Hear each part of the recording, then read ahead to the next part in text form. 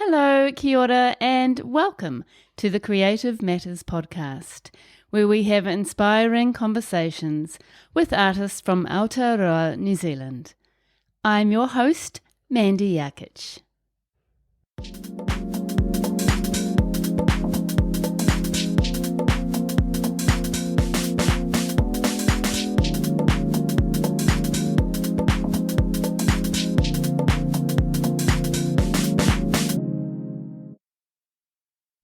Tony Ogle is known as one of New Zealand's leading screen printers. He currently lives in Tairāwhiti, Gisborne. Next month in March, Tony celebrates a very prolific art career of more than 30 years with a retrospective solo exhibition at Parnell Gallery in Tamaki Makaurau Auckland. He will be showing more than 60 of his original paintings that have rarely been seen in their original state. In this episode, Tony digs deep into his fascinating life story and art practice. He talks about how his grandmother inspired him as a youngster and the long summer days he spent exploring the New Zealand coastline and the Hauraki Gulf in Auckland, sparking his curiosity and imagination and consequently influencing his art practice. Those are the parts that I like to respond to and to show off, to interpret in my own way. We discuss how he got into screen printing all those years ago, what he loves about this form of printmaking, his screen printing process, and how it has allowed him to work full-time as an artist for so long and make such a name for himself.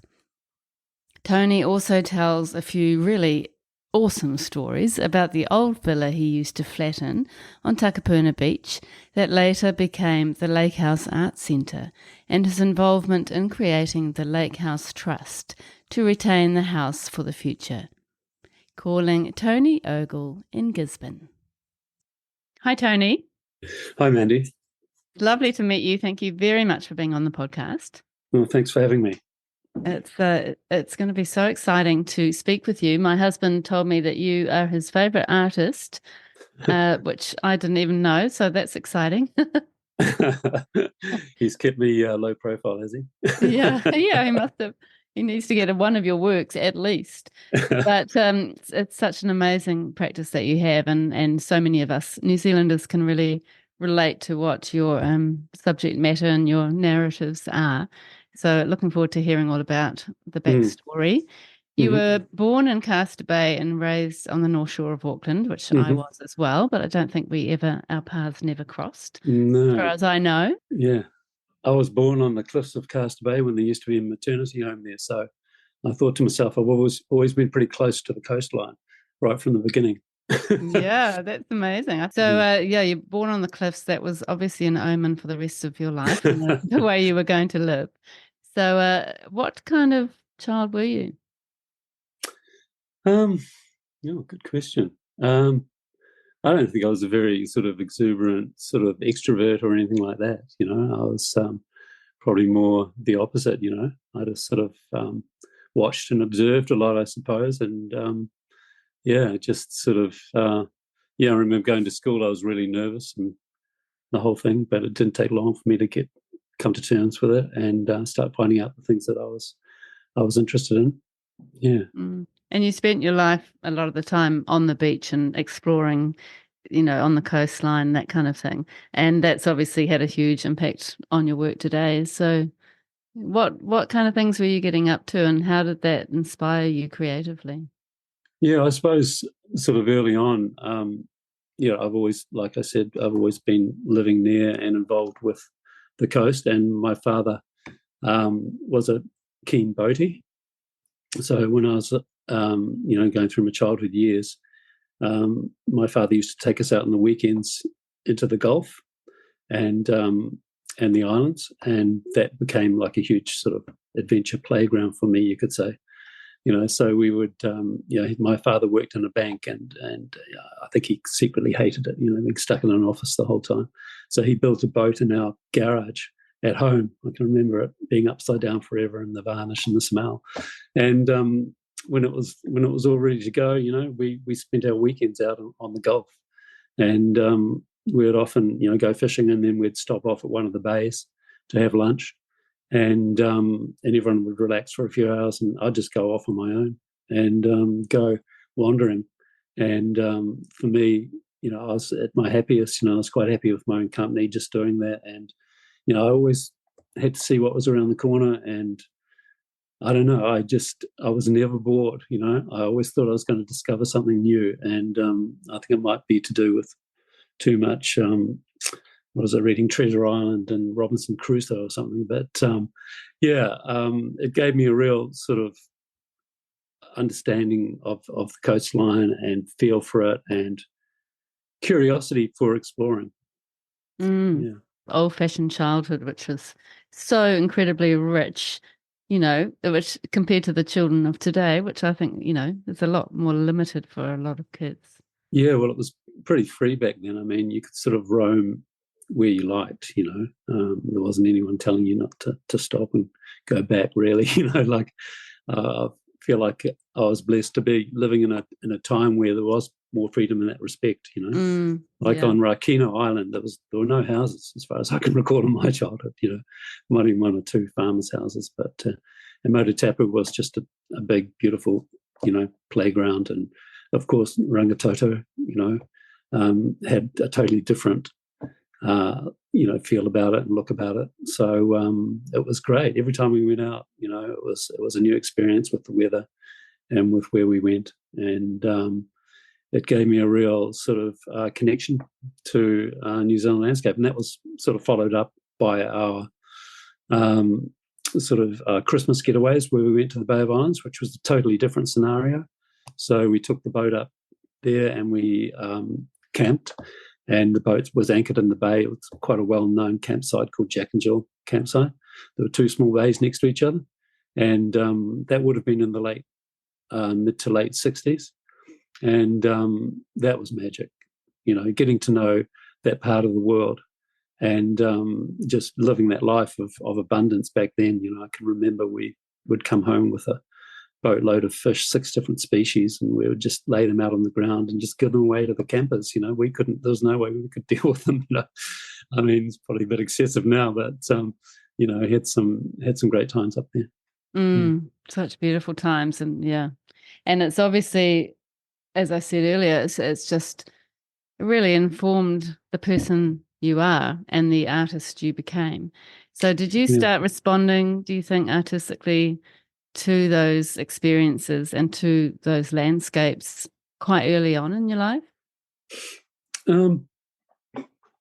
I was at school. I was always interested in images that I was familiar with. Like there was a book on New Zealand trees. And it's the first time I'd seen sort of illustrations of New Zealand trees, and I thought, yeah, that's familiar. So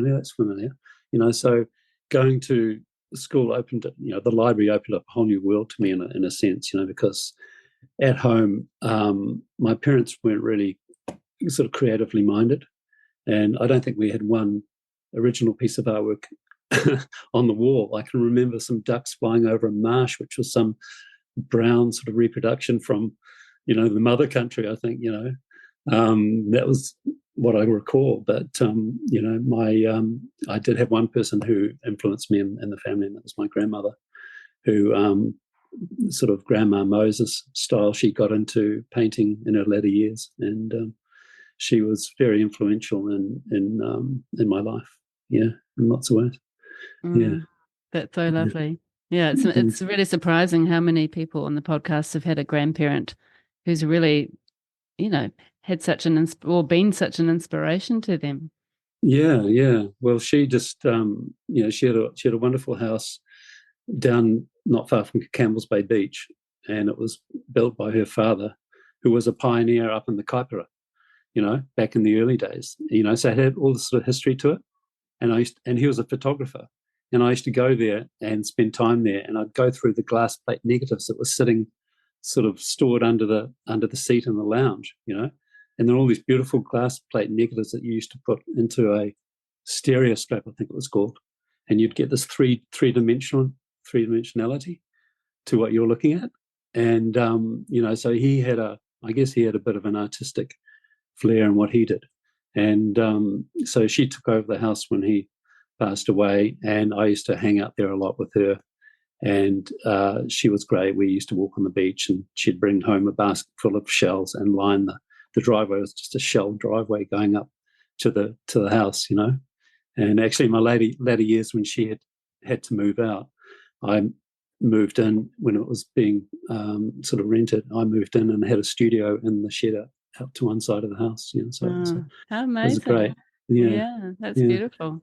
Yeah. And at high school, Tony, how are you finding art class? Had you kind of discovered your skills and your passion at that point?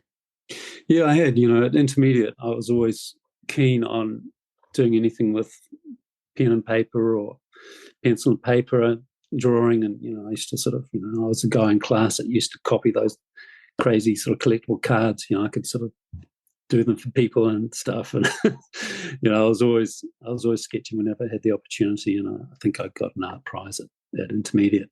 So when I got to the point of high school, I really wanted to continue, and I wanted to somehow factor in an art practice, anything that was artistic, So then I chose, all that was on offer was art classes and technical drawing. So I went down that path, and that immediately dropped me down the sort of level of class I was in. I took them for fifth form, I think it was, and all of a sudden I ended up I ended up top of my English class because I was relegated, you could say, because of that. But isn't it funny in that age, in that era, it was actually the people who weren't very academic who did the creative subjects, and it was sort of almost looked down upon. Yeah. It was seen that way, So, but I had a great time at Westlake Boys because we had two fantastic art teachers there. There was John Horner, and later on we had Paul Dibble. So, and we had Jeff Thompson was a fellow student, so he was making big concrete sculptures. I'm going, what on earth, And John was very, very laid back, but very encouraging. And Paul Dibble was the one, art tutor that you never spoke back to, because a lot of kids used to treat the art classes just to, don't take it seriously, and give the teacher heaps. Well, you didn't give Paul heaps. Really? That's so interesting. And the fact that they were both practicing artists, it was great. Yeah. Great role models. Mm. So as you were going through high school, were you thinking that you wanted an artistic career? Yeah, I did. I've never sort of doubted that it's what I wanted to do. So I found whatever way I could. I thought, I'm going to continue down that path. And so when I was reaching the point of choosing tertiary education, I applied for Elam, and I applied for the graphic design course, thinking, if I don't get one, I'll get the other. And that's what happened. I just didn't quite make the cut for Elam, and I made it to graphic design. But that didn't stop me. I was still fascinated in the fine arts and what was going on. I can remember being back late for classes at ATI because I'd been to see some exhibition down in town, they were right there. So I was always, and I'll pop over to Elam regularly to see what was going on over there too. So always had sort of one foot in both camps, you could say. Mm. And were you actually, were you making the kind of work that you're making now sort of on the side at that stage? I can remember when the first year of graphic design, the diploma course I did, there was a freehand drawing. There was like a landscape drawing class, believe it or not, and we had art history, we had life drawing. So it's probably way different now. That was all BC, before computers. So all right on the cusp. So I think I was probably I was sketching and painting at home and doing works that were more personal for my own ends. Yeah. Mm. Yeah. And was the graphic design world capturing your imagination? Sort of. I suppose I was just trying to be sensible and sort of aim for getting, going into the adult world and having work. And I did get a job not long after leaving or securing my diploma. And it's quite ironic, really, because the agency that I was in Parnell and the agency that I joined immediately went into decline. And so I saw, it wasn't because of me, by the way, but they lost a couple of big clients.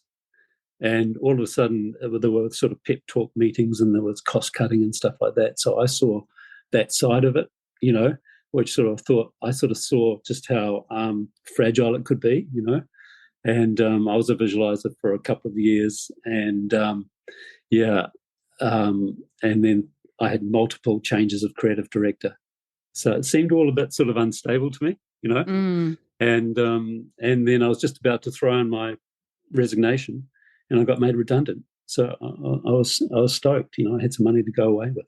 At that point, I made contact with a friend from the Bay of Islands who you'd know of, Tom Burnett, and Tom wanted me to join up with him because he wanted to get out from under the wing of his father, who was also an artist, and sort of start work on his own. And we sort of partnered up basically, and I left Auckland, and Tom and I went searching for somewhere to live and work in Northland. And I can still remember that trip down the coast. It was quite interesting. We had to stop off at places, and we got lucky. We stopped off at Tutakaka, and there was a lady working behind the bar who knew me. I couldn't remember her, but she'd remembered me from Auckland, and she let us know about a house that was up for rent in Matapuri. And so it was a good-sized house with a big concrete sort of double garage underneath, and so it was perfect. So we left at that, and that's where we set up our first screen printing studio together. That's so incredible, isn't it? I was reading that story. It's just such an amazing way to get started. Did you actually think, both of you, okay, we're going to become full-time successful artists, let's go? No, not really. I suppose Tom had that background that I didn't have. Tom lived with Facet Burnett, who was pretty much a full-time artist, and he made a big impression on me because that was the first time I think I can remember clearly that when we were staying at that beach camp I told you about, Jack and Jill, that's how we met Tom and Facet. And we had to shelter one year when there was a massive cyclone that hit the campground, virtually blew it sideways. And we went to shelter in Tom's father's house. And for me, it was like an epiphany. I was surrounded by art. And at that stage, he was working on these batik cloths, and he'd just inked some up, and they were on the washing line drying. And I can remember just being stunned by the clarity of colour, And then we went into his house, and there was just art everywhere. And I was just absolutely gobsmacked, And but ironically, my parents said, "Did you see all those nudes in the kitchen?" They were quite taken aback. I was just fascinated. And so basically, when I became a student in graphic design, and Tom was coming down having exhibitions with his father, that's where we sort of got to know each other again, and we had this idea to go off and do our own thing. How incredible. And the screen printing idea and wanting to learn about that, how did that come about? Well, Tom's father was quite adventurous, because he did batik before a lot of people in New Zealand. I think he was one of the first people doing that, and he started doing a few screen prints. And so he basically just learned out of books and going to screen print, businesses in Auckland and getting the materials, And so when we set up down in Matapuri, we said, can you teach us, And he, in typical Facet style, said, "No, bugger you, you can learn the way I did." So he supplied us with a book, and I guess told us where the shops were, and we just made it up as we went along. We made window frames into screens, and we stretched the fabric, and we got all the materials, and we had a lot of we made the printing table, and there were a lot of sort of trial and error at the beginning, getting things right. Yeah. But we just persevered, painted and printed. Oh, Yeah. incredible. And were you painting, were you feeling like painting was a big part of your practice at that point, and then you were kind of translating those paintings into screen prints? Yeah, that's pretty much how it went.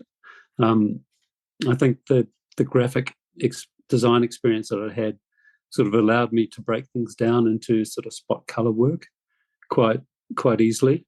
So I just carried on, simplifying my work so that it could be printed color by color. And as time went on, it just became more sort of complex in a way, or sophisticated, whatever you want to say, with more and more colors added, Mm. and more confidence with the technique. Yeah. Mm. And it's quite interesting that you had that sort of the printmaking part of the process you probably had in mind as you painted. So it kind of ended up informing your painting practice, I guess. Yeah, yeah. In some ways, the painting practice was far more sort of tonally, sort of, tones working into tones. But if I did start from scratch with a print image, then I would make sure that it was much more, there was an edge to things, there's always an Mm. edge to things. And I've always tried to break that down, because there's that thing about screen printing in the early days anyway, it was very simple and it was a very graphic and flat, So I've always tried to sort of build a bit of texture and softness into it. Yeah. Mm. Mm. Beautiful. And you have been screen printing since then for, around 30 years, which is incredible. Yeah, 30 plus. I left for my overseas sort of OE in the middle of it. So I started off up in Matapuri with Tom. And then I returned to Auckland and set up a studio in Campbell's Bay, as I mentioned, in my grandmother's old house. And from there, I had the opportunity to join a boat sailing around the world. So I jumped at that opportunity and met a boat in the Seychelles, and we sailed down to Africa, to Cape Town, and that's where another episode of my life began. Yes, yes, I was reading about that as well, and I really connected with that because my son is working on a super yacht at the moment, which Okay, is based in Cape Town. Yeah, cool. which he really loves, and it sounds like you loved it as well. Yeah, yeah, yeah. No, it was great. I could have continued, but I wanted to get off at that point because I knew that we'd made plans in advance to meet up as a family in London to visit our old friends over there. So I thought, well, I'll just hang in Cape Town for a while and then just fly up to London later on. Mm. But as it was, I sort of got entangled in Cape Town and meeting a lady, and we both ended up going to England, and then we ended up coming back Oh, really? together. So my stay ended up being about 5 years. Oh, wow. Yeah. And were you making paintings and sort of getting creative there? Um, what happened was my partner Leanne, she was a fine artist as well, and she had done fine arts in Cape Town. So through her, I was introduced to the sort of arts community, and for me, it was a real eye opener, along with everything else that South Africa provided at that time. So it was great to be able to fit into a community easily. And Leanne's father was an antique dealer in Long Street, one of the main streets of Cape Town, and he worked with Africana old maps and prints that would be bought by collectors around the world. So it was a real eye opener to me, what was going on and seeing all these incredible antiques which were part of Cape Town culture back in the day, because it's quite a lot older than New Zealand. And I was initially not doing much, and then Leanne, her sister, and myself decided to join forces and start a shop of our own. So we started up an interior shop, but it was very much an art and interior shop. So we were across the road from her father's shop, and we basically had a number of artists on our books, creative people in Cape Town who were making things. And I got into printing fabric. So we had our own sort of in-house fabric that I printed in a small sort of side apartment room. So I was doing that, and I might be painting up old trunks or something like that. But what sort of benefited me, I think, was that I ended up working behind the counter and dealing with artists. So I got the reality that, you can't just do this sort of for nothing. And I realized that, galleries, they have to charge a certain amount of commission to make a business run, So I was on the other side for a change, dealing with artists. And it gave me a really good, you could say, just understanding of how the whole business system operates. Yeah. And I could relate to them. They could relate to us. And, we had an incredible shop that, we had retro chairs that had been recovered and amazing artwork from various artists. We had copper candlesticks that were being made by a lady and dipped in her swimming pool, and they went that beautiful turquoise colour, Wow. I think it was Carol Boyce, actually. Carol Boyce. I don't know if you know her work. She's become like international. We were doing her very first pieces. And so it was a very iconic, sort of unique shop that was a mixture of old and new. So we had lovely pieces, antique pieces that were mixed with new as well. Yeah, so it was quite an experience. That would have been a fantastic experience, really, for somebody who ended up with such a long career, is to have that kind of that background. Yeah. I learnt a lot over there, from that point of view, and just being a 25-year-old leaving New Zealand, I felt like, well, I didn't realise how naive I was, but going into another country where there are massive issues and life is quite a lot different to the life I'd experienced, it really broadened my appreciation of things in life. Yeah. Yeah. That's great. And you went back to New Zealand thinking that you would resume your full-time art practice?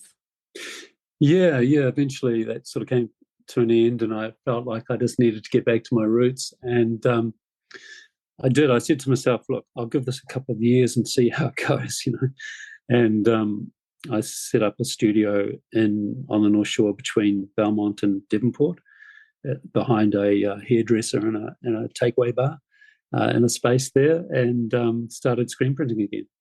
And 2 years became 4 or 5, and on it went. Yeah. Wow. And the rest is history. Yeah. Well, it's going to be 30 years since I kicked off in that studio back near Devonport. Yeah. Wow, it's such a milestone, isn't it? Coming up to that third decade of working, it's pretty rare for artists to have that kind of career. It's incredible. I suppose it is. It's sort of, it's funny looking back, and you realise, what's what you've got behind you, Yeah. and I've just never tired. I just felt like it's what I've meant to do, and I love doing it. It sort of combines all my passions together, and I feel grateful, that I've been able to make a living doing what I love. So and this is a significant year where the government decreed retirement rolls up. But I'm not going to stop doing anything that I've been doing for the last 30 years. So, no way. Yeah, I just feel like I'm almost like I'm scratching the surface. I've just scratched the surface of what, the more maybe confident and assured you get, the more you feel that you could do. So I'd like to try a few different avenues as well going forward. Really? Oh, that sounds interesting. Yeah. So I can see you still working for another 30 years, it just feels like it's part of you. So you're a surfer, and as we discussed, you love the New Zealand coastal life and you live by the beach. It would be really good to describe your art practice, maybe, Tony, for people who have never seen it. How would you describe it? Well, thinking about it, I suppose it's a bit like a diary of my life. It's basically, it's what it is that I'm drawn to. It's what it is that I know. It's what it is that I love. This land is a special place, and I realized that coming back from South Africa. I mean, I didn't have the same feeling for other countries that I've been to, and I just feel I know this land, and there are certain parts of it that draw me in, and those are the parts that I like to respond to and to show off, to interpret in my own way. And I mean, New Zealand is an island, and so for me, the coastal margin is where it all happens. I mean, I think I'm a bit biased because I'm a surfer. I love being in the ocean, and for me, that's sort of my well-being.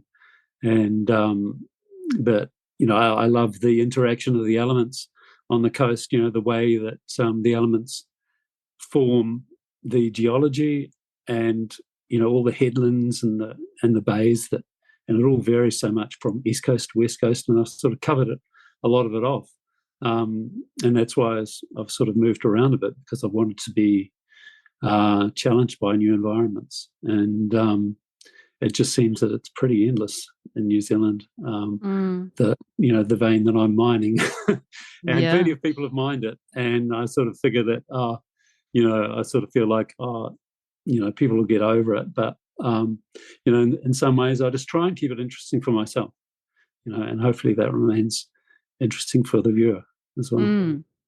And you have a very distinctive style. I think your work is very recognisable as Tony Ogle's screen prints and probably paintings.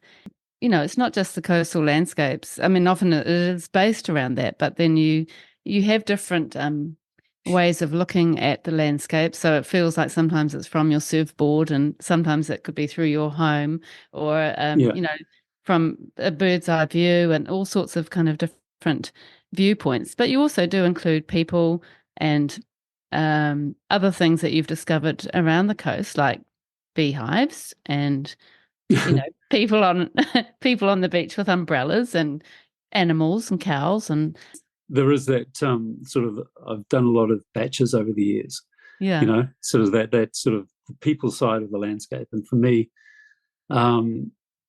I've always been fascinated with the sort of folk art of, almost you could call it, of the handmade batch. The way that New Zealand's brought the DIY to the coast, and they created these quirky little houses for the original small home almost, And my father built a batch with his father in Orewa, and that's the first batch that I ever stayed in. I can still smell the creosote as I talk to you. It was so strong. And so I've always been attuned to that. I call it the batch aesthetic. It's a sort of a handmade, quirky, not everything straight, not all the windows match up, but unfortunately it's becoming very rare now that there will be something from that time that still has those characteristics that haven't been built out. I remember I did my first screen print of a batch. Ironically, it was called Last Batch, because I felt like they were going even back then, and that was in the when was that? That back in the 90s or the 80s, and it was a beautiful little batch in Mangawai, and it had these sort of fake shutters next to the windows, that were sort of nailed against the weatherboards. And I came back from overseas like some 6 years later, and I passed by it, and I got a shock, because there were now aluminium windows where those small little windows used to be, and the whole aesthetic had changed, and it was gone. It was gone for good, And so in some ways, I'm glad that I've captured a lot of those original batches, and I still try and sort of build them into the odd image, but they are quite a part of what I've done, I think. Yeah, well, you've really sort of captured something of New Zealand that so many of us can identify with, but sadly is sort of something almost of the past already. Yeah. And there's nothing like a New Zealand batch. It's just, they're the most gorgeous things ever. And it's such a good analogy with today's tiny home, which I'd never really thought of, but it's so true, isn't it? Yeah. It and, is, to me, I'd just much rather have a little quirky, tiny batch than another big palatial home that you have to kind of look after when you go away. Yeah. Well, batches were always meant for, sleeping in, but the whole time you were sort of outside and enjoying the beach and what that had to offer. That's got that vibe about it, Yeah. and so that's why I love depicting them. And why, as you say, I've used that device looking through the window, or the window framing the image, from the batch a number of times. So it has informed my practice a lot. Yeah. And do you ever appear in your work? Only the only the back of me that I can recall.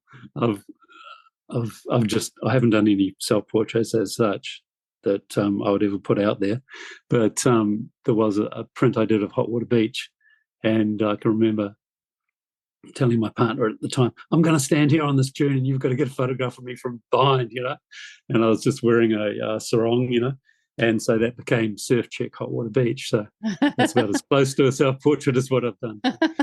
I love it. Well, in the future, you never know. That one's going to be in the show. Is it? Brilliant. Yeah. I'd love to see it. We will talk about your retrospective show that you're going to be having at Parnell Gallery next month, and also the show at Lake House. So we'll get to that shortly. Sure. So just a little bit more about your practice and your process. Are you actually just recording the things that you're doing at the time, or are you sort of heading off on little road trips to discover things and capture them? How do you sort of think about your practice and what you're making, and then how do you go about making it? I've always got my eyes open, put it that way, and now with the advent of the pocket phone, it's like I used to have a good camera, and that's been shelved. Everywhere I go, I can take a photo now at a moment's notice. So I've always been an ardent photographer. I'll capture whatever catches my eye, and so I've got in my studio, I've got masses of potential work that I keep. It's like ingredients that I refer back to, and it's good. It's good to have. I've got planches full of half baked ideas, and where I start on something, I think, no, well, I'll leave that, and I go back to it, and if it's still got something that keeps me coming back to it, I might go further and complete a work on that. But as I say, I've acquired so much reference material over the years. Sometimes I go back to, in the time I've been living in Tairāwhiti, Gisborne, I've gone back and I've done Coromandel images because, I've thought, what, I really like this image and I've always wanted to do it. And likewise with Bethel's Beach, where I lived for a period. I don't feel like I have to observe any, just because I live here, I have to do that type thing, so yeah. You've got a lifetime of images, I guess, which you can go back to. So, you're not staying with one area where you happen to be living.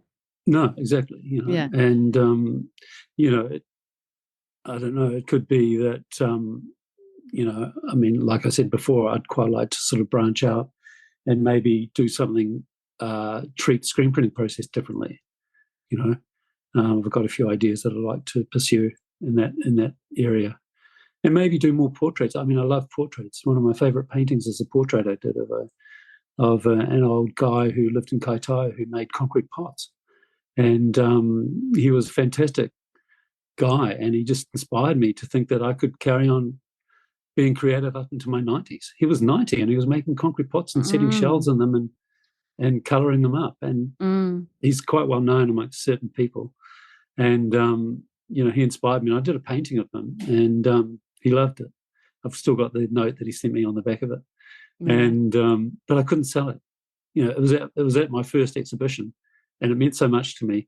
I couldn't sell it, and there was a woman who was desperate for it, and I just stood my ground, and it's still in my studio today. Really?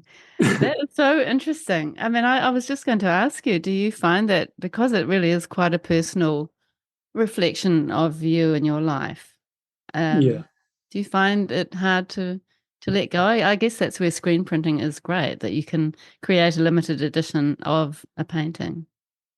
Yeah, screen printing has really, you know, been why I've been able to be full time. Really, you know, if I was just relying on single originals and one gallery, I probably would have had to have found another job. But with the screen printing, you can spread your work widely, and it's enabled me to make a name, I guess, from the screen printing side, perhaps more than the painting side. But yeah, it's it's a challenging process in itself, and requires quite a physical approach. And I'm getting to a point now where I feel like I need to ease up on that. And so that's another reason why I'd like to do work in the future, perhaps that is under 10 colours, because I've always been up around 16, 18, with some more sometimes, And that leads us nicely into speaking in a little bit more depth about that actual screen printing process. A lot of screen printers today take their work to somebody else, or some of them, like Matt Payne, who I spoke with in an earlier episode, he's very involved in that process, and then someone is kind of overseeing it. What is your screen printing process exactly? Are you doing it the sort of old-fashioned way with squeegees and what do you call them? Frames and silk screens? Yep, that's how it's done. Really? Yeah, I know Matt, and I know what he's talking about when he goes to. There's a very good printmaker business in Onehunga called Artright Screen Printing, and I've been going to them since the early 2000s doing work. So I do my own work, but sometimes if there's a big image that I feel I can't accommodate on the screens I have, I'll take it up to Auckland, and Artright Screen Printing will. Basically, all they do is they have the machine. It's a machine which has to be hand run. And so I go up there with all my separations for the image, all my colours mixed in small jars, and then they match the colours into enough quantity to be able to print an edition of 180. And they make up the screens, which is the sort of, arduous sort of side of things and messy. They make up the screens. They mix the colours to my satisfaction. And then I can sit back and just oversee the printing, make sure there's no mistakes or errors going through the process, and that's what Matt's done. And so for me, it's very easy to just transfer and let them take over with my oversight. But if it's a simpler work, smaller work, then quite often I'll do it here in my studio in Gisborne. The screens are a really fine mesh, incredibly fine. You wouldn't think that you'd get paint through it, but it allows you to get a lot of detail. Anyway, I use most screen printers would use the photographic technique where you coat the screen with a photo light sensitive emulsion, and that has to dry. As soon as it's dry and in the dark, it's light sensitive, so that when I do an image, there might be 12 colours in it. I will hand separate out every colour onto a sheet of translucent film. And all those sheets of translucent film will be laid on top of the screen when it's light sensitive and exposed under a light. And then I wash the screen so that those shapes that I've painted become the stencil, become the open part of the screen. And then that's what I screen print my colours through. Wow. Yeah, so it's sort of straightforward, but I spent years explaining it to people. Yeah, it's quite hard to visualize, isn't it, if you're not a screen printer yourself? Yeah, but it's sort of like we did it when I was at tertiary college. We did some screen printing, and if you've done it at school, you know what I'm talking about. It's very basic, and that's what I like about it. It's just paint pushed through a shape onto paper, and you get the most beautiful, clean, thin layer of paint, that you could sort of take you forever, or you could probably not hand get it as clean as what it looks once it's printed. So I like that graphic. I like the colour potential and the graphic quality of it. It's very clean. It's very bright. It's very sharp, eye-catching. Sharp. Yeah, totally. So if you had a smaller painting that you'd made, Do you make the painting out of acrylic first and then sort of Yes. figure out your different levels and layers for your Yeah. screen printing? Yeah. Yeah. I'm used to painting for printmaking. So if I'm painting a commission or something which is just a one-off, um, I'll treat the edges differently. But when I'm doing an image for screen printing, I'll keep my colors in jars, basically, so I know exactly what I'm dealing with. So I know I can use that blue in the sky. I can use it on something in the foreground. I can use it on a person's clothing, whatever, So it's a matter of maximizing the colors you have in the image, sort of thing. So I'll do all that working out on board. And then basically the board painting, the master, I call it the sort of template painting, becomes what I try and achieve perfectly on paper. I do sketching as well, like open air. I'd like to sketch a subject matter that I'm interested in, and then work that up. It's not like I use the camera photographic images literally. I steer clear of that because I know the camera has a certain focus and a certain focal length, and that's why it's good sometimes to do a quick sketch in the field. But I feel over time I've gotten used to how a camera see things, and I know how I see things, and so I adjust. So when I'm doing an image, for me, there's a lot of adjustment that goes on in creating an image. Sometimes I'll borrow something from somewhere else to create an image. So basically, I've got a background, and I'll create a foreground. I mean, I'm not strictly adherent to reality. It's part of being a creative person. I know my work's not massively imaginative, but I like working on the image to a point where it really pleases me, and there'll be a lot of adjustments that I make in terms of scale and proportion, depth, foreground, background, just how things sit within that frame, And to me, I need to get a good composition. And when I've got a good composition that has the elements I want to put into it, then I'll go ahead and use it and put it out there, So, but it's funny. I can recall a time when I borrowed some Nikau palms from a particular location and then used them in a painting I was doing of another location. And it became quite a large print. And I had some friends of friends told them that they'd been to the location in the print, and they tried to find these Nikaus, and they weren't there because basically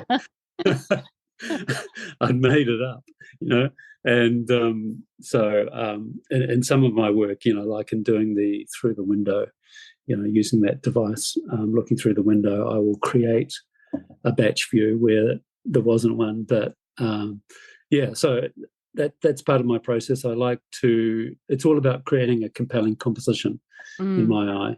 And so I'll do whatever's required to do that. Leave bushes out, change the size of trees, whatever. But it'll still be recognisable as a particular place. And then you work with acrylic on board mostly to start with? Yeah, that seems to me my chosen poison. Yeah, acrylic on board, really. I've tried oil, but I didn't like the terps. I know you can get sort of less invasive sort of products now, but I've just gotten used to working in acrylic. It's so versatile, and I don't have to wait around. It dries. And if I don't like what I've done, I'll just go over it. Yeah, it's a big bonus, isn't it? And I even screen print in acrylic, so it carries the image through really well. I don't use inks, I use acrylic, but I've just learned to break the acrylic paint down to a particular sort of consistency that it works well through the screen. But I do have to be careful on hot days that it doesn't dry on the screen. So I always have a sort of a spray bottle next to me, and I just keep wetting it if it's getting a bit dry, because screen printing, there's innumerable things that can go wrong. You can misregister colours. You can have squelch out the side of a stencil, and that ruins the work, or spots can open up in the screen and you get spots in the sky where you don't want them. So you've got to be alert the whole time for what's happening while you're printing. So I've learned that pretty well. So I get pretty fixated when I'm printing. because I bet you do. Well, you'd have to paint be. isn't cheap and paper isn't cheap. Yeah, that's so true. Yeah. And so you have the painting there on board, and then you decide that you'd like to make a screen print limited edition of around, is it always 180? It's around about, that's about maximum I can sort of cope with, you know. Mm. Started off as 90 in the early days and gradually grew up, but 180 I think is about right, you know, for the number of galleries I've got, and so they don't become too massive in their number.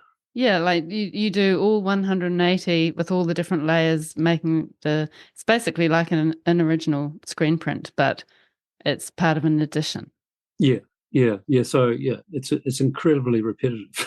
Yeah, that's massive. You know, people say, how do you cut? Because I have to print, say, 12 colors individually 180 times.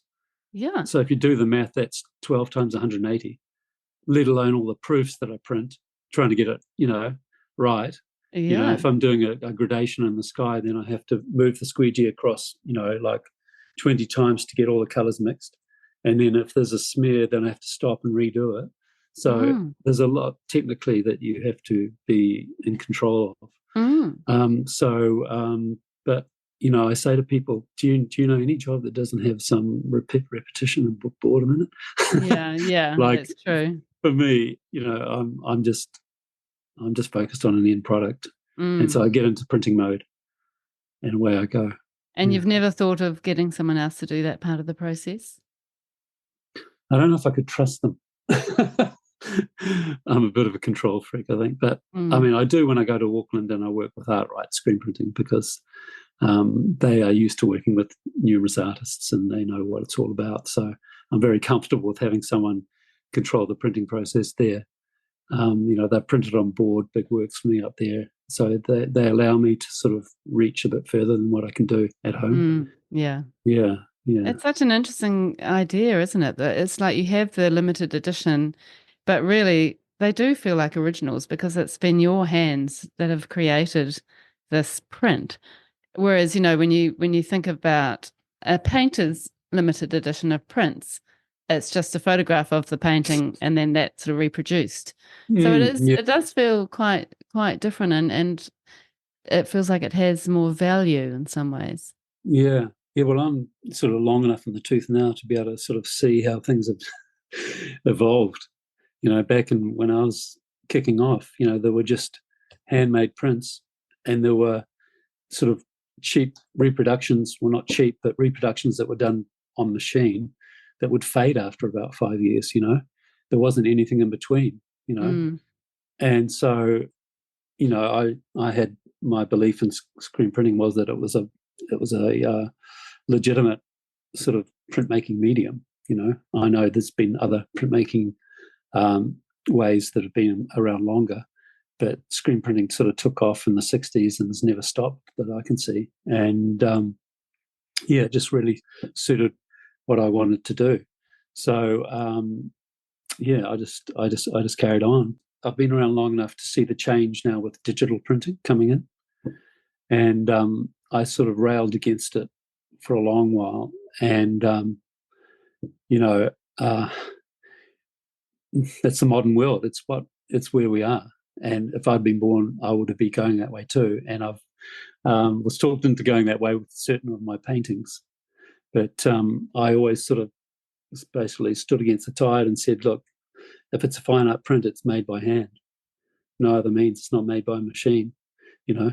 And so when you said you were going to produce prints back in the day, you had to learn how to make a print. You had to learn a method of printmaking. Yeah. And I just sort of, it saddens me that may be dying, because every artist can now take a photograph of a work and have a digital print made. So every artist has prints, but they don't necessarily know how to print, if you know what I mean. Yeah, I do. You know, they don't have that skill. And I've done some digital works. Admittedly, I've done digital works on my paintings because I find that those works, I thought I could never print that and do it justice. There's too many colours going on, whatever, you know.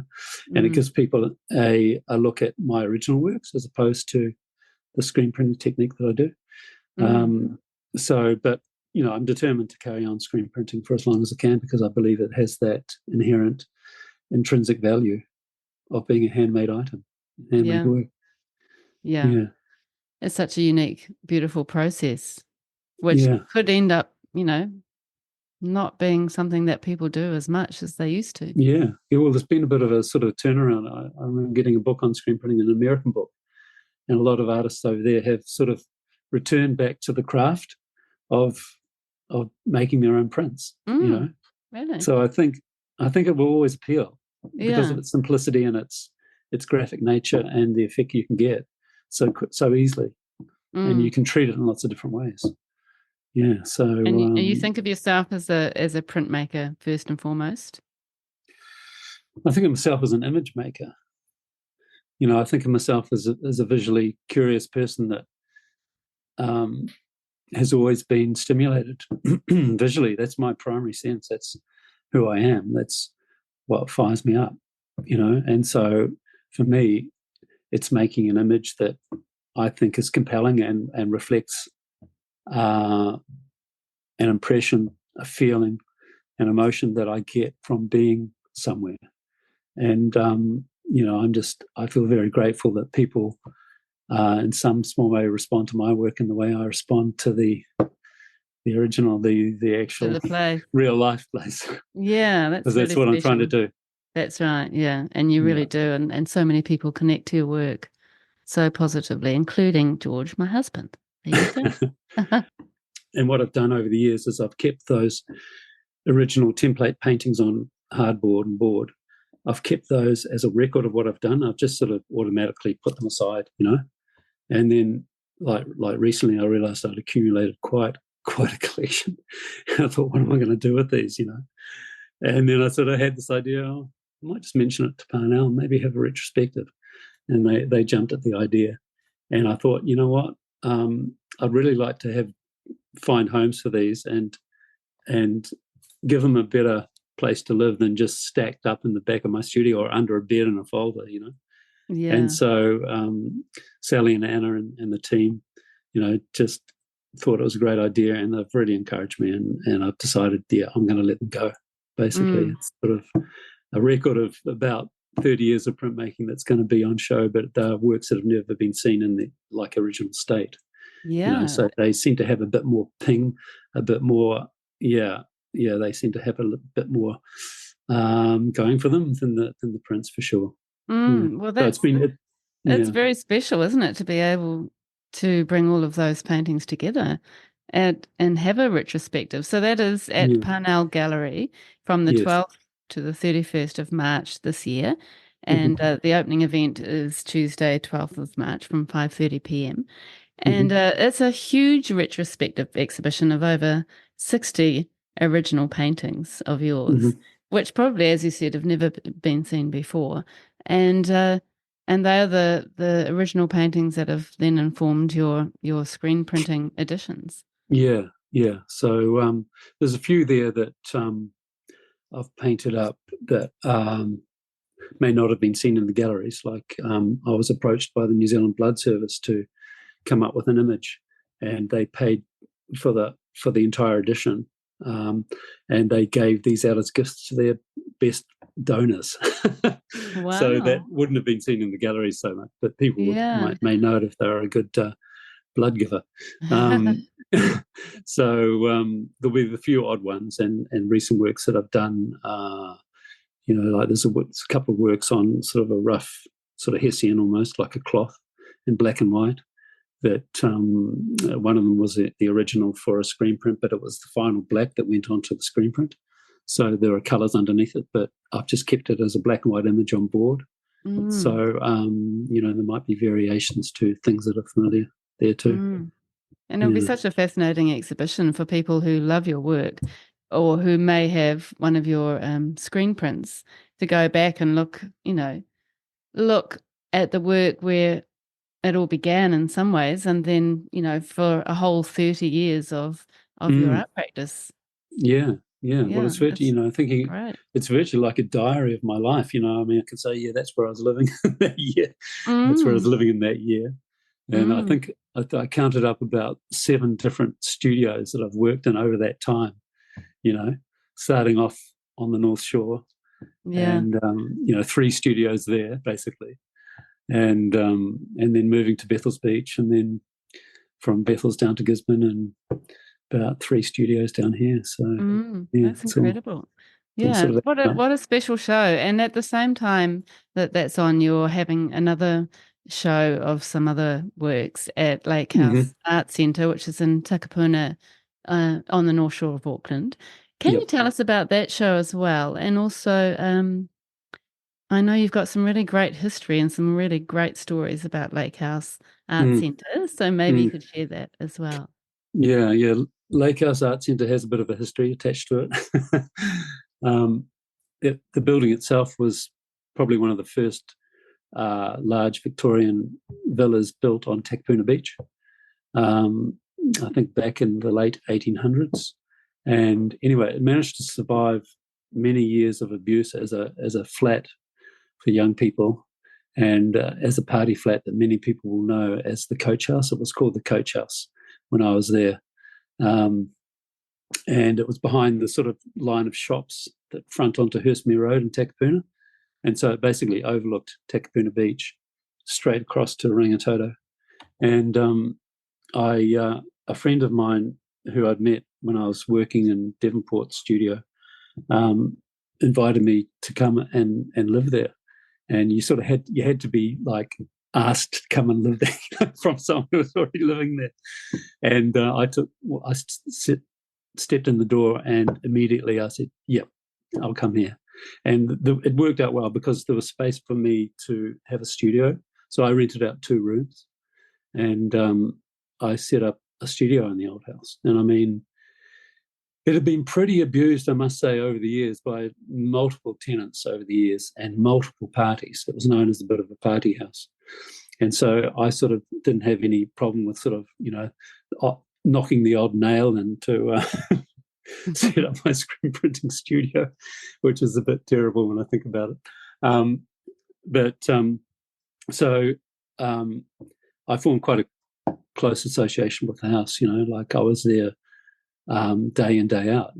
All the tenants would take off to work in the morning, and I was left in the house by myself, basically, overlooking Takapuna Beach and getting to work. And one day I was there. I think I was there for about 2 years, but in that second year, we heard wind of the house being closed down, the house being moved, and I found out that the house it had a vintage. It had a stipulation on it. It was a classification, which meant that you had to keep it in its original state, but it had been reduced to a B classification by the owner. So basically he could develop that land. I mean, it was prime land on Takapuna Beach. And that meant that we were all being kicked out, and the house was basically going to be moved away. And I thought to myself, it's a shame that this is happening, but it's legal. He can do this. And then I thought, you know what? People really need to find out about this place because it's historic. And I wouldn't have wanted it shifted if I'd had my way. But here the classification dropped so that it had to be intact, but it could be removed from site. So I had this idea to set up an event, and I approached 40 different artists, and I managed to get sponsorship, people to put up lighting and so forth, and the people in the flat were right behind me, and we called it the End of an Era exhibition. And basically, the sort of the subterfuge, if you like, because the owner sort of I don't think he realized that it would draw so much attention to the house. But basically, that was my idea, was to draw public attention to the house and what it meant for Takapuna. So we had this long weekend where we had a great, fantastic opening where there were 40 different artists with all their work hung in the house. And it was very successful. There were a lot of sales made and a lot of discussion from previous tenants coming and telling us stories about the house. And following on from that, with the discussions about the house and its future, a like-minded group of people formed, and we created a trust, the Lake House Trust. And we set about doing what we could to basically retain the house for the future for people in Takapuna to enjoy. And so we had some fantastic people that were part of that trust. And then we had to go to council, and we had to get the council to back us. And, the owner just wanted to get rid of it anywhere. He wanted to turn it into a cricket club up in Helensville or something. He didn't care. So we made the council care, basically, and they thought it was a good idea. And my idea was to turn it into an art centre, but I didn't really care so long as it was retained. And so eventually the council deemed to give us land on Fred Thomas Drive, the old tip site that I used to go to with my father back in the 60s and dump rubbish. Oh, yeah. So it was a lovely big flat open area of land, but unfortunately it had a lot of decaying stuff underneath it. And so we had to pay thousands of dollars to get the methane gas mitigated from under the house before we put it there. So that we didn't see that coming. So, but fortunately, the likes of Genevieve Beecroft and her foundation believed in the project so much that she helped us pay for that mitigation. And then the house that was in about 7 pieces that had just been chopped up by these cowboys and just dumped onto 44-gallon drums next to Fred Thomas Drive. Finally, it was moved onto site and the rebuilding process began. And that was 97, 98. And I think it opened about 99 as a functioning art studio, community arts hub. How incredible. Yeah. That's such a fantastic legacy to leave. Yeah, well, it's just, I suppose, being overseas, like I said, I was in Cape Town, and I was aware of the history of that city through the incredible antiques that, I'd never seen things like it, things that were loved and cared for hundreds of years that were just works of art, And so I thought, well, what have we got in New Zealand? We haven't got much. And I grew up on the shore in Takapuna and Castaway Bay, Milford, all around there. And I thought, you know what, it's not been taken seriously enough. It's a fine old Victorian house, and it had been willfully neglected, I think, by its owner. And he didn't care what happened to it because he wanted to. And now there's like where my studio was, in the front of the house in the bay window, looking out over Takapuna Beach, there's $1 million plus apartments now. Yeah, I can imagine. So I figured like I got most it. Places. I got in there while the going was good. Yeah, I'm just really happy that and really fulfilled that it's got a new life because it's a wonderful old house. And actually, I think I just read something online that it's going to be featured in a TV program called Paranormal. There has been some paranormal activity there, Oh, really? Oh, wow. Yeah. There's been a lot of party activity there, so I don't know but as far as in the whole time I was there, I never felt creeped out or I never witnessed anything paranormal. Or people did say that there was a person standing at the top of the stairs that other tenants had seen, but there was a lot of partying going on, and it could have been. But, that's so funny. How interesting. Yeah, but it was a fantastic time. I was sort of reliving my youth almost in my early 30s, and I'll never forget one time where we probably could have destroyed the house ourselves, but one of the tenants won a contest at one of the record stores, and as a winner he got to have Hello Sailor perform at his venue of choice. And so where was that? That was where he was living, the coach house. And so basically we had this incredibly wild night where Hello Sailor got all prepped next door and then came over and belted out an entire set in our living room. Wow. And I'll never forget it. Brilliant. It was, and they'd known, there'd been various musicians who'd stayed in the house over the years as well. Probably some of them had, And it was a wild night and a great night. And, there were so many people who had good times in the house. It just felt like, this house needs to be retained. And I think still people go back there and remember their time living there on the beach. Yeah. But how good. And so, good on you for being so tenacious to make that actually happen and to have that sort of foresight and to work through all the processes that you work through must have really been a huge thing. And then to actually come out the other side and look at it now as Yeah. a functioning art centre, it's just incredible achievement. Yeah, well, yeah, as I say, I'm really proud.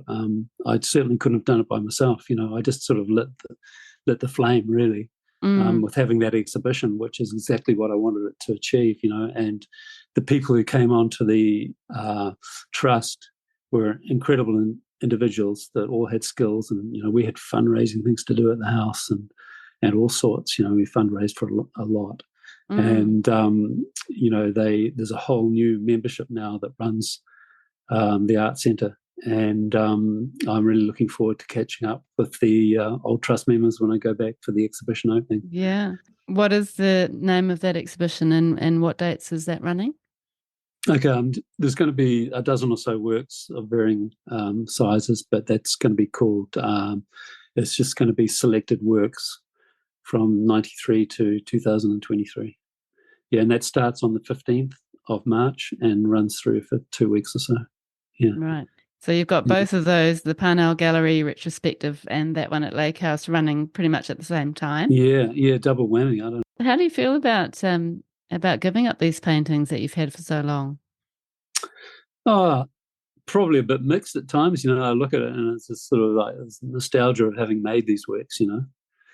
But I just feel like the time is right. You know, they're just sitting there, and I feel like I said, I'd like them to have homes, and it just feels like the right time to do it. Mm, 30 years is a good round number, yeah. and maybe it'll sort of, you know, um, maybe it will be a way of me, you know, thinking about my future and what I want to do, and whether I do want to take some different pathways in my practice. You Mm, know, yeah. so it'll give me time And to reflect. and it is Yeah, like you say, end of an era again. It's like another era after the coach house where you're sort yeah, of reassessing where you're going and yeah, where you're yeah, heading, yeah, which is quite an yeah, exciting time, isn't it? yeah. It is, and yeah. Um, so watch this space. Yeah, I'm very excited to watch it. And do you ever But feel like you want to really branch out from the work that you are known for and the work that is expected of you? Do you ever kind of have a sense of, wanting to do something really completely different? yeah. So I once had this sort of novel idea about oh, getting a whole lot of artists to come up with a pseudonym and all exhibiting in an exhibition, and then if you wanted the painting, you had to guess who the artist was. I love but that. yeah, but but you are always to some degree trapped by what you've done before, you know, and so a pseudonym would be one way of avoiding that. But I don't True. think I'll choose Yeah. that. Yeah, But that's a really cool idea, actually. yeah, you That would be know, quite fun, and it's sort of like your alter ego where you can kind of escape. yeah, I think it's probably been done before, but that was one idea. But I have I keep notes of ideas and things like that, and I've always had a great deal of interest in the art world and what people are doing, and I see other artists and what they're doing, and it inspires me too. And I'd like to make some work that has more a statement about it, about something, you know, or else has a theme about it that I'd like to promote. Mm. Yeah. Can you ever So imagine yourself responding to places in other countries? possibly, yeah. I mean, I love the islands. Is pretty. The islands are pretty wonderful. Fiji. I went to Tairāwhiti some years ago, and I thought, here it comes. It's going to be a whole exhibition here. But I just got sort of back into my groove again. But there's some images there that are pretty cool that I'd Mm, like to pursue. mm, So yeah, there's a lot of places I'd like to visit, and I'm sure they would have an impact on me. But I mm, suppose it's what I know that I've gravitated towards with my work here in New Zealand. mm, I am a bit of a magpie in terms of collecting sort of imagery and So I've collected, even just a cutting out of the newspaper. If I see a face that interests me, so I've got a whole drawer full of, portrait material that I could get busy with if I wanted to. Yeah. Yeah. So, well, we'll definitely be watching this space, Tony.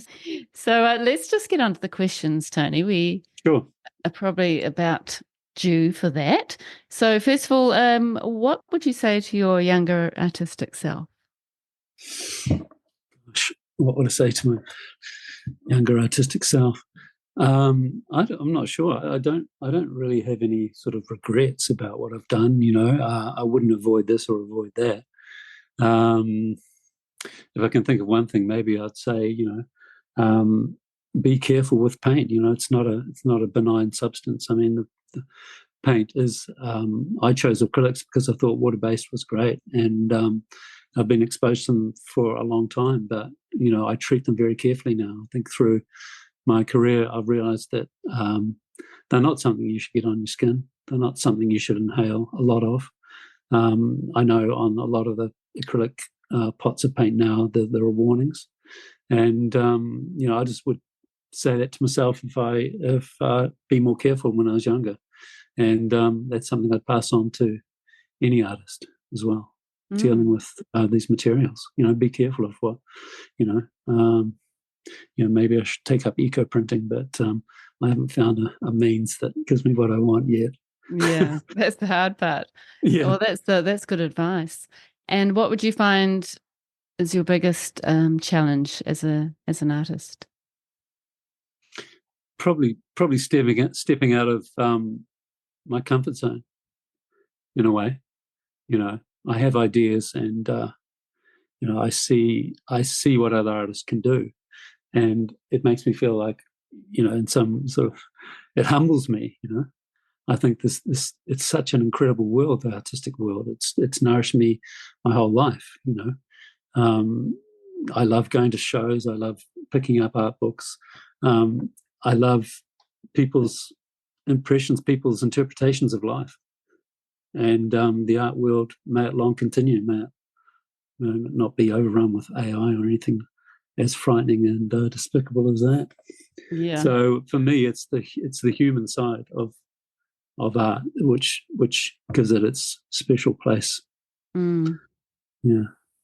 What artists mostly inspire you, or which artists do you love? Oh, the normal roll call, I guess, if I can. David Hockney kicking off. I've always admired his images, his portraits, his early work, his later work, even what he's doing now on iPads. He's just got a wonderful gift, and I love his approach and his color palette. Hard not to. I don't know anyone who wouldn't like his work, I don't think. And various others like the internationals, I suppose.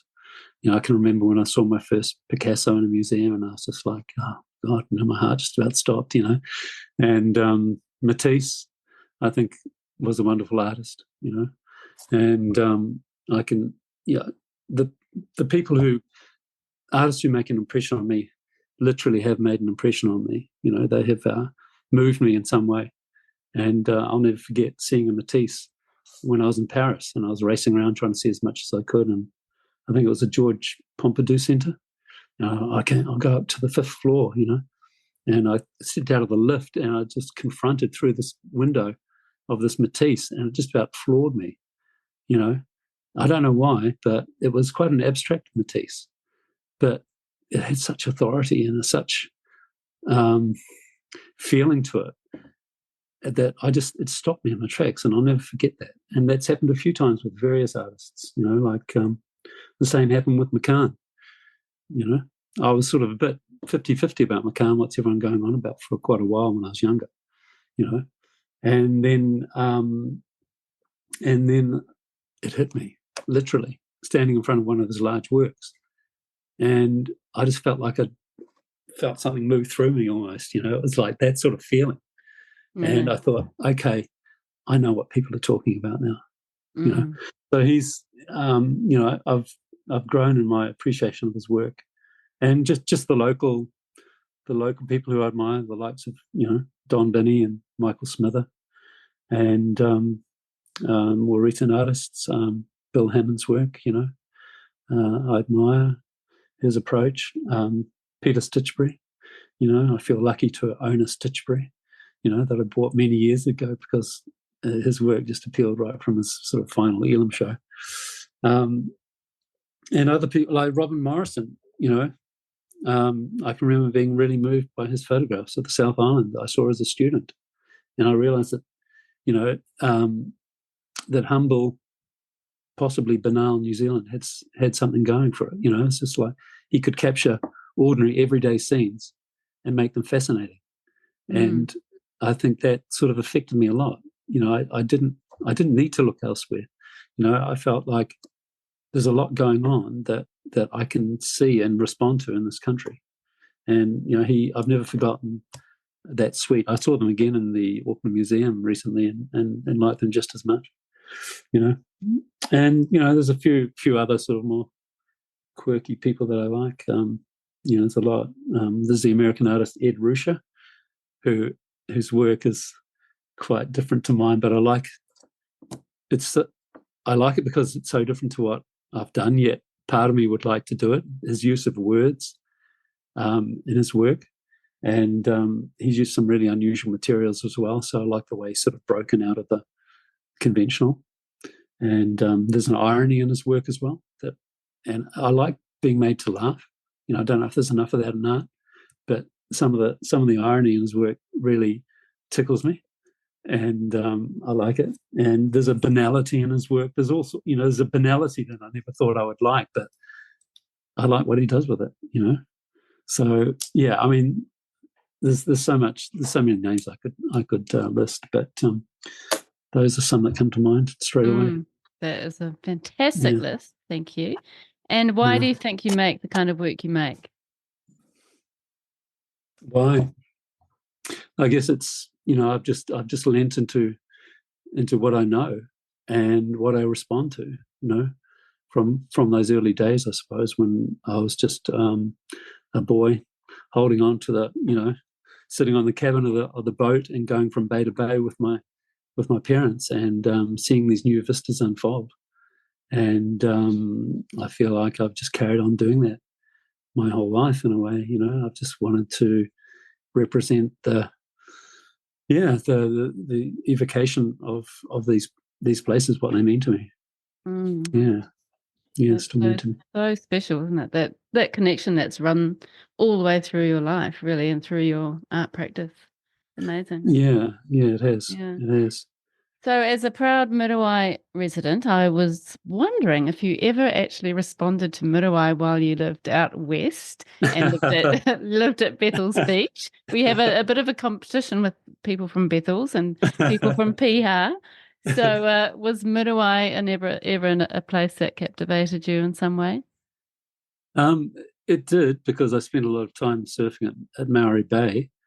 And so that sort of that pillar-like rock that is the Gannet colony, I think, captivated me. Yeah. But for some reason, I don't think I've done an image. I think we might just have to leave it to McCann to sort of cover that off. Yeah, he did a pretty good job, didn't he? I was pretty tied up with Bethel's and what was going on there. Yeah, fair enough. Well, you never know. In your new phase, it might be something that you return to. You can come and visit me while you're here. Okay, there's a challenge. There's a challenge. Oh, well, Tony, we'll wrap it up. But I just wanted to say thank you so much for being on the podcast and for sharing your incredible life and an amazing art practice. And it's so nice hearing the stories from your youth, which I really identify with, being from a sailing family in the Hauraki Gulf as well, and growing up on the North Shore, being a Westlake girl also. I'm slightly younger than you, but totally identified with your upbringing. So thank you so much for sharing, and I look forward to seeing the amazing things that you achieve in the next 30 years. Great. Oh, thanks so much, Mandy. And thanks for the questions and having me on. Cheers.